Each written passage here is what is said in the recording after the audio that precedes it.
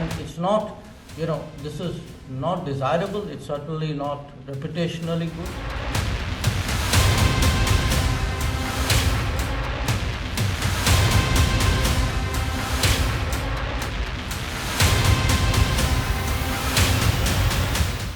नमस्कार, वंदे भारत, भारत तक देख रहे हैं आप। आपके साथ मैं हूं सांची त्यागी और आप देखना शुरू कर चुके हैं दुनिया वाले। हाथों में हथकड़ी, चेहरों पर मास्क, C-17 ग्लोब मास्टर और सेना की कड़ी निगरानी। इसके साथ ही $4,675 का खर्च।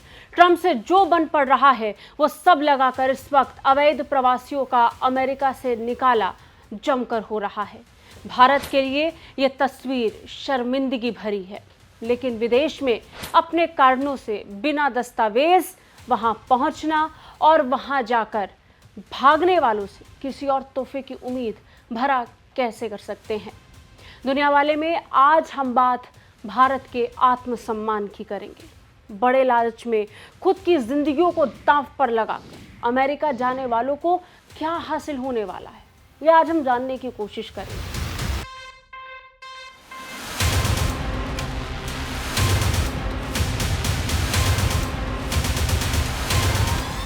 आज जानने की कोशिश करेंगे कि विदेश में रहकर भारतीय विदेश मंत्री डॉक्टर जयशंकर को किस बात की शर्मिंदगी हुई और क्यों अवैध प्रवासियों की भारत में वापसी को लेकर प्रधानमंत्री नरेंद्र मोदी ने ट्रंप से बातचीत की। तो चलिए शुरू करते हैं आज का वीडियो। अब तक दूसरे देशों में जाकर अभियान चलाने वाली अमेरिकी सेना इस वक्त अपने देश में एक बड़े ऑपरेशन में जुट चुकी है। अमेरिकी सेना इस समय अमेरिका के दक्षिणी बॉर्डर पर भीषण अभियान चलाकर बिना कागज वाले अवैध प्रवासियों का निकाला कर रही है। कोशिश यही है कि ज्यादा से ज्यादा अवैध प्रवासियों को अमेरिका से निकाला जाए, खासकर वो जो इस समय अमेरिका पर बोझ बन गए हैं। सेना ने इसके लिए C-17 ग्लोब मास्टर को लगा दिया है। C-17 ग्लोब मास्टर जैसे मिलिट्री प्लेन का इस्तेमाल अमेरिका आमतौर पर हथियारों को लाने ले जाने या फिर अपने जवानों को एक जगह से दूसरी जगह ले जाने के लिए करता है, लेकिन इस समय इसी C-17 ग्लोब मास्टर का इस्तेमाल किसी और वजह के लिए हो रहा है। इसका इस्तेमाल अवैध भारतीयों को अमेरिका से निकाल बाहर करने के लिए हो रहा है। भारत के लिए ये वाकई शर्मिंदगी से भरा हुआ है। अमेरिका खुद अपने C-17 ग्लोब मास्टर की मदद से सैकड़ों भारतीयों को वापस भारत डिपोर्ट कर रहा है। वापस आ रहे अवैध भारतीयों को लेकर बड़ी जानकारियां हासिल हुई हैं। अमेरिका के मिलिट्री प्लेन के जरिए 205 अवैध प्रवासियों को भारत भेजा जा रहा है। इन लोगों को भारत में किसी लोकेशन पर अमेरिकी विमान छोड़कर जाएगा। अब तक ये जानकारी स्पष्ट नहीं है कि अमेरिकी फ्लाइट में कितने लोग सवार हैं, लेकिन माना जा रहा है कि इनकी संख्या कम से कम 150 से 200 तक हो सकती है। फिलहाल अमेरिकी प्रशासन ने 5,000 लोगों को चुना है, जिन्हें वापस भेजने की प्रक्रिया शुरू हो चुकी है। इन लोगों को अल पासो, टेक्सास, सैन डिएगो और कैलिफोर्निया से भेजा जा रहा है। वो भारत जो अपने देश में रह रहे बांग्लादेशियों और रोहिंग्याओं से दुखी हैं, उन्हें वापस भेजने के लिए जो भारत कानून बना रहा है, अलग अलग प्रक्रियाओं का हिस्सा है, उस भारत के ऐसे ही सैकड़ों नागरिक किसी दूसरे देश के लिए बोझ बन चुके हैं। भारत इस पर शर्मिंदा है। पिछले दिनों ऐसे ही किसी दूसरे डिपोर्टेशन अभियान से आई कुछ तस्वीरों का जिक्र करते हैं, और ये तस्वीरें हमें बता पा रही हैं कि अवैध भारतीय नागरिकों की जब घर वापसी भारत में भी होगी तो वो कैसे होने वाली है। क्या हम ये मान सकते हैं कि अब अमेरिकी विमान से जो लोग भारत में उतरेंगे वो सैकड़ों की संख्या में अवैध भारतीय लोग हाथों में हथकड़ी बांधे भारत लौटेंगे? ये तस्वीर वाकई डरा रही है और शर्मनाक भी है। ये भारत के लिए कोई सम्मान की बात तो होने नहीं वाली। अब तक अमेरिकी सरकार ने कुल 15 लाख अवैध प्रवासियों को चिन्हित किया है, जिन्हें भेजा जाना है। इनमें से 18,000 भारतीय हैं। कुल मिलाकर अमेरिकी प्रशासन की माने तो अमेरिका में 7,25,000 भारतीय अवैध रूप से रह रहे हैं। यहाँ गौर करने वाली बात यह है कि अमेरिका में बसे अवैध लोगों की आबादी में भारतीयों का स्थान तीसरे नंबर पर है, जबकि पहले नंबर पर मैक्सिको और दूसरे पर अल सल्वाडोर है। इसके बाद तीसरे नंबर पर भारत आता है। डोनाल्ड ट्रंप जो अवैध प्रवासियों से सबसे ज्यादा परेशान है और जिसका हवाला देकर वो बढ़ते अपराध की तरफ बार बार इशारा करते हैं। जो डोनाल्ड ट्रंप ये खुले तौर पर कहते हैं कि इन्हें बढ़ावा देने वालों के खिलाफ वो सख्त कार्रवाई करेंगे, जिसके लिए वो मैक्सिको पर भारी भरकम टैरिफ लगा रहे हैं। इसके लिए वो मैक्सिको सरकार को अपराधी मानते हैं। मैक्सिको पर तो ट्रंप ने 25% टैरिफ लगाने का ऐलान तक कर दिया था, जिसे फिलहाल के लिए मैक्सिको के सहयोग से फिलहाल उसकी बातचीत के जरिए से 1 महीने के लिए टाल दिया गया है। लेकिन ये कितने वक्त तक टलेगा कहना मुश्किल है। लेकिन इसके विपरीत स्थिति में जब हम बात भारत की करते हैं तो भारत के साथ ट्रंप के अच्छे संबंध हैं। सिर्फ ट्रंप के नहीं, अमेरिका के अच्छे संबंध हैं। अब तक की नौबत भारत पर नहीं आई है। ऐसा क्यों? चलिए ये भी समझ लेते हैं। इसका सबसे बड़ा कारण है सहयोग। अमेरिका की रिपोर्ट को, उसके दावे को भारत ने कभी भी नकारा नहीं है, इसे कभी झुटलाया नहीं है, बल्कि भारत ने हमेशा अमेरिका के साथ सहयोग की पेशकश की है। भारत ने कहा है कि वो अमेरिका का सहयोग करेगा।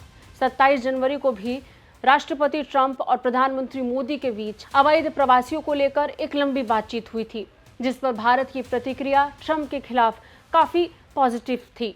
और फिर ऐलान हुआ कि 203 भारतीयों की वापसी होगी। अभी 203 भारतीय वापस आएंगे, लेकिन ये सिर्फ 203 नहीं है, इनकी संख्या बहुत ज़्यादा है, आपके और हमारे अनुमान से ज़्यादा। आईसीई के आंकड़ों के मुताबिक नवंबर 2024 तक 20,407 लोग ऐसे थे जिन्हें अमेरिका बगैर दस्तावेजों या फिर अधूरे दस्तावेजों के बताता है। इन भारतीयों पर ही ट्रंप प्रशासन की पैनी नज़र है।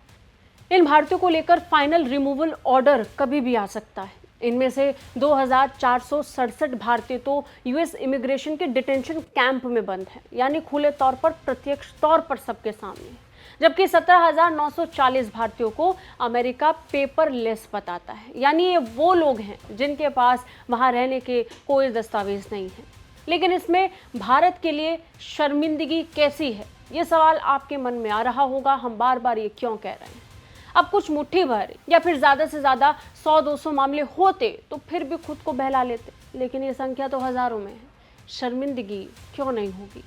एक मौका तो ऐसा भी था जब भारतीय विदेश मंत्री डॉक्टर जयशंकर को ऐसे कई सवालों का सामना करना पड़ा। मौका था राष्ट्रपति ट्रंप की शपथ ग्रहण समारोह का। लेकिन मीडिया के सामने जब भारतीय विदेश मंत्री सवालों का जवाब देने के लिए बैठे थे तो उनसे सवाल अवैध प्रवासियों की सूची को लेकर हुआ। सवाल उन 18,000 प्रवासियों को लेकर हुआ जो अमेरिका में बिना दस्तावेज रह रहे हैं। भारतीय पक्ष बहुत मजबूती के साथ अपनी बात को रख रहा था। विदेश मंत्री डॉक्टर जयशंकर ने स्पष्ट तौर पर कहा था कि नई दिल्ली अमेरिका समेत विदेशों में अवैध रूप से रह रहे भारतीय नागरिकों की वैध वापसी के लिए पूरी तरह तैयार है। इस मुद्दे पर भारत की स्थिति सिद्धांतवादी रही है। विदेश मंत्री जयशंकर ने कहा कि हम बहुत सैद्धांतिक रहे हैं।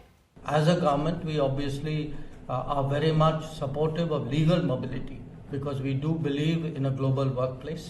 We want Indian talent and Indian skills to have the maximum opportunity at a global level. At the same time, we are also very firmly opposed to illegal mobility and illegal migration because you also know that when something illegal happens, many other illegal activities get joined onto it. And it's not, this is not desirable, it's certainly not reputationally good.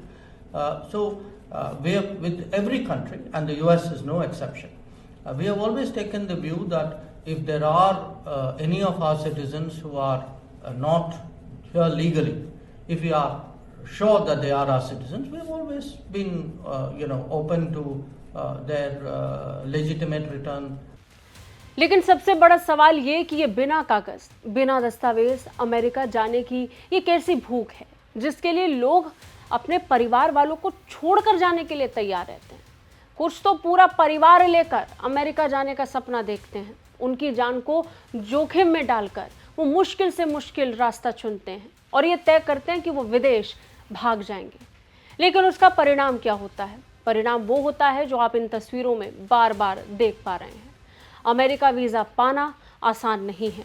नतीजन भारतीय प्रवासियों की वहां तस्करी आम बात हो गई है। कनाडा से लगी अमेरिकी सीमा पर यह तस्करी सबसे ज़्यादा होती है। गैर दस्तावेजी भारतीयों में कई वीज़ा अवधि खत्म होने के बाद भी अमेरिका में ही रुक जाते हैं, वो अपना वीज़ा रिन्यू ही नहीं कराते। वहीं बिना वैध वीज़ा के अमेरिका पहुंचने वाले भारतीय वहां रह रहे प्रवासी भारतीयों के समूह में छुप कर रहने लगते हैं। अवैध तरीके से अमेरिका पहुंचने वाले भारतीयों की बढ़ती संख्या पहले से यहाँ रहने वाले प्रवासी भारतीयों की छवि को खराब कर रही है। इसका खामियाजा सिर्फ भारत सरकार को या हम भारतीयों को नहीं भुगतना पड़ता, अमेरिका में जो लोग रह रहे हैं उन्हें भी भुगतना पड़ता है। अमेरिका पहुंचने वाले भारतीय उच्च शिक्षित होते हैं। बड़ी संख्या में भारतीय कंपनियों की ओर से दिए जाने वाले अस्थायी H-1B वीज़ा के जरिए वो अमेरिका पहुंचते हैं, एक लंबी चौड़ी प्रक्रिया का हिस्सा बनते हैं। लेकिन अवैध भारतीयों के पहुंचने से न सिर्फ वहां अवैध तरीके से रहने वाले लोगों को परेशानी उठानी पड़ती है, बल्कि यहां भारत को भी अपमानित होना पड़ता है। आपको क्या लगता है? कमेंट करके हमें ज़रूर बताएं। जय हिंद।